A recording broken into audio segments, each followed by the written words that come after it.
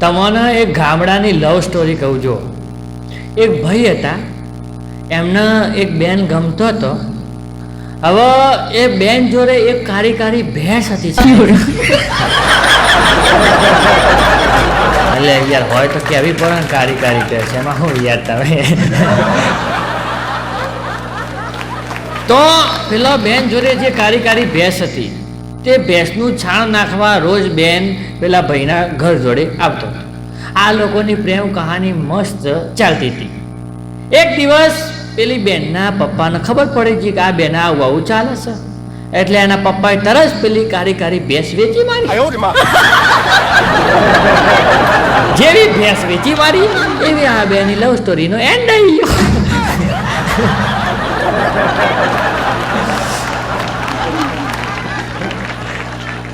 અમુક લોકોના કરમ તો એટલા બધા ખાઠા હોય કે શું વાત કરવાની.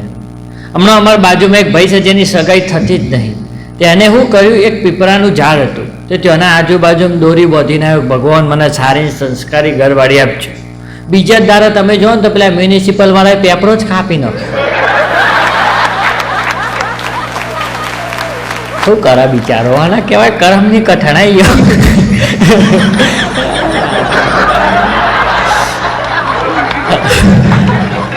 હમણાં એક ભાઈ એમની ચોકડીમાં બેઠા બેઠા વાસણ ધોતા હતા. તે મેં એમને પૂછ્યું, મેં કીધું યાર તારા તો શું કહેવાય ઘરમાં કામ કરવાવાળી હતી ને તું કે વાસણ ધોવા છે? મન કે મારા ઘરમાં કામ કરવાવાળી હતી પણ હવા નહીં. મેં કીધું ચમ હવા નહીં, કામ છોડીને જતી રહી? મન કે ના ના, હમણાં થોડા દિવસ પહેલાં જ એને મારા જોડે લગ્ન કરી લીધા, મેં જોડે લગ્ન કરી લીધા કે એટલે પછી વાહન મારે જ દઉં.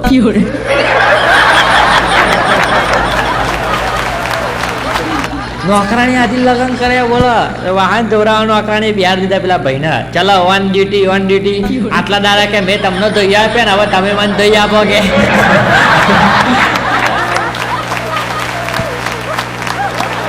એટલા કહેવાય છે કે લગ્ન બહુ જોઈ વિચારીને કરવા પડે. ગમે તો શેરા ફિટ કરવા આપણે જઈએ, આપણે ફિટ થઈ જઈએ ને તો પછી પતી ગયું.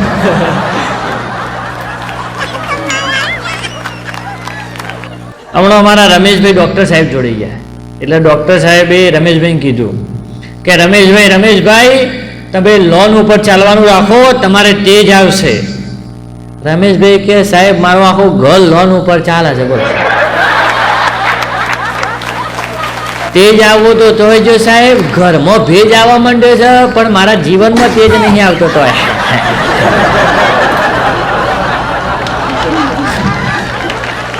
એક પતિ પત્ની હતા, એમને છે ને મુંબઈ જવાનું હતું ફ્લાઇટથી.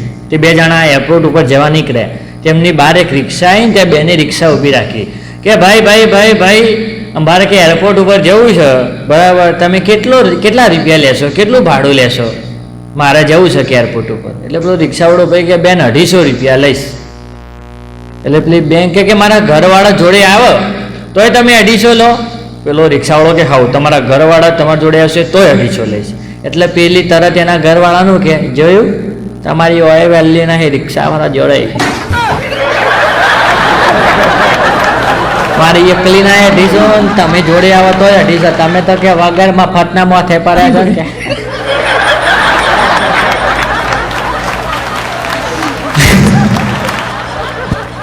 અમુક જણા તો નાના હોય ને એટલે એમની મમ્મી ખેંચીને આમ રેતીમાં રગદોરી અમુકને તો રગદોરી ચડ્ડાએ ફાટી આવે બિચારાને. એવો ને એમની મમ્મી સ્કૂલમાં મૂકવા આવી હોય અને હીરા આધારિત સ્ટેટસ મૂકશે, miss you my school days.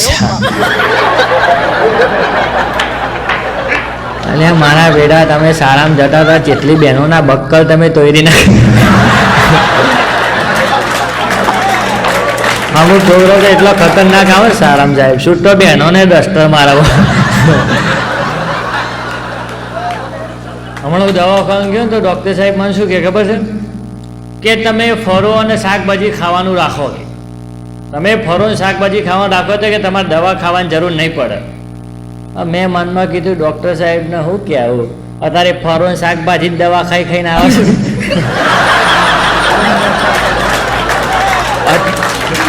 અત્યારે મોનસૂન જેટલા ઇન્જેક્શનના ગોધા નહીં મારવા આવતા હતા એટલા તો ફળોના શાકભાજીઓ ગોધા મારવા ઇન્જેક્શનના.